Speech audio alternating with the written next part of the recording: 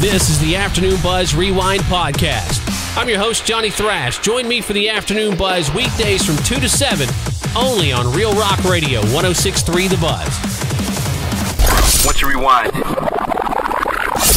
Well, somebody looked at everything from season ticket prices to how much hot dogs are and ranked each baseball team according to how much it costs if you're a die-hard fan. The Chicago Cubs are the most expensive team for fans this year, just under $16,000 if you went to every single home game. And their crosstown rivals, the White Sox, are one of the cheapest teams at just under $5,500. Now, that includes the tickets, parking, food, drinks, and one hat and custom baseball jersey. The three most expensive teams are the Cubs, as I mentioned, at $15,723, the Red Sox at $12,712, and the Yankees at $12,547. Not surprised at all that those are the most expensive. The three cheapest are the Angels. I'm kind of surprised about that. $4,521. The White Sox, $5,452, and the Rays at $5,502. The Rangers are the ninth cheapest, $6,985, and the Astros came in at 10th, $7,029. Now, back to those Rangers, that comes out to like $86 a game. And I got to tell you the truth, I tend to spend a lot more than that, but that's because I just drink that beer like it's free. Hey, Buzzhead, this guy's chances of not being a bad husband were about 1 in 1.3 million, but hey, it worked out for him.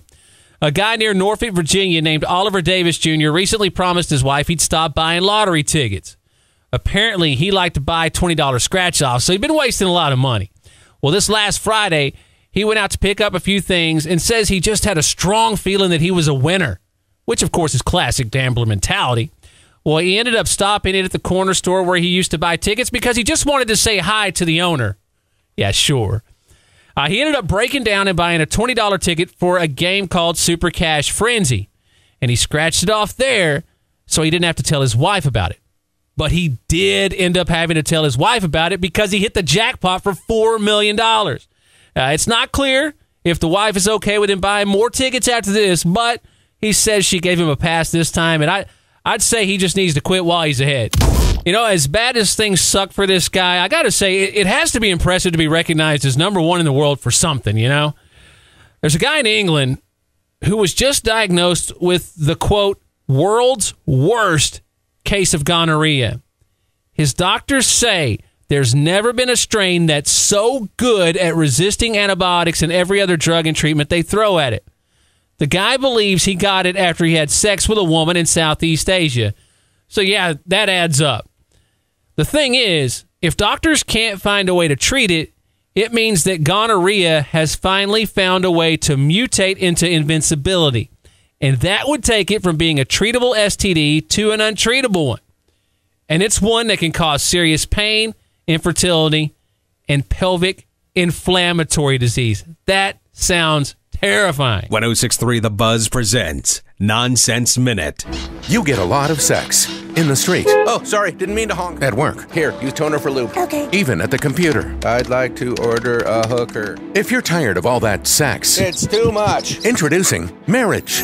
Marriage will make you hate sex, except for hate sex. Shut up, don't look at me. Marriage will make you want to start golfing instead. Get in the hole. Marriage will make you feign sickness to avoid sex, especially in women. I have a headache. Oh, thank God. But marriage isn't for everyone. Side effects may include anger, stubbornness, the need to be right, or to prove that your spouse is wrong. Other side effects of marriage may include bloating in women, sleep farting in men, kids, and other non-sexy conditions. Thank you, marriage. Now we no longer have to have that pesky sex. No. Where's the Pringles? Nightstand. Well, the story of Dave Grohl going back and re-recording all of the drum parts on Foo Fighters, The Color and the Shape is pretty well known, but he's went into detail about that in a new interview with Louder. He said they had finished like 12 of the songs, and everybody knew that it wasn't really happening. They didn't sound powerful. It just wasn't the way he'd imagined the sound, so the band took a break for Christmas, and at that time, Grohl went into a friend's studio and started recording new material, playing all the drums himself, and he played the songs for their producer, and the producer was like, yeah, those are good. He liked those. So he started recording newer songs, playing the drums, playing the guitar, and William Goldsmith, the drummer at the time, was really starting to bum out, and then that turned into a breakdown, and that's when he realized he wasn't coming back, so he went ahead and recorded all the drums on the record himself. But he said when they were done, because they did it really quick, when they were done, he knew that they had a great album. Now, something else that came up, though, kind of a side note, he said, and with all that turmoil going on, he was going through a divorce at the time. And he said, you know, what's funny is that people come up to him, usually men, and say, quote, man, that album, it helped me through my divorce, end quote. And he's like, well, really? It caused mine. Now, this dude's obviously got some mental health issues, so I don't want to rip on him too much, but he placed one of the best 911 calls you will ever hear. 46-year-old Richard Quintero called 911 in High Point, North Carolina last Thursday. That's about 75 miles or so northeast of Charlotte. And he just wanted to let them know that he was Jesus and that he'd finally returned to earth and that he had broken into a Pizza Hut to eat pizza and drink Mountain Dew. The 911 operator tried to ask him for his real name, but he just reiterated that his first name was Jesus, last name Christ. When the operator asked where he lived, he said he was from heaven. But later in the call, he revealed he was actually from Indiana. He was cooperative when the cops showed up, and he's been charged for breaking and entering and larceny. 106.3 The Buzz presents Nonsense Minute.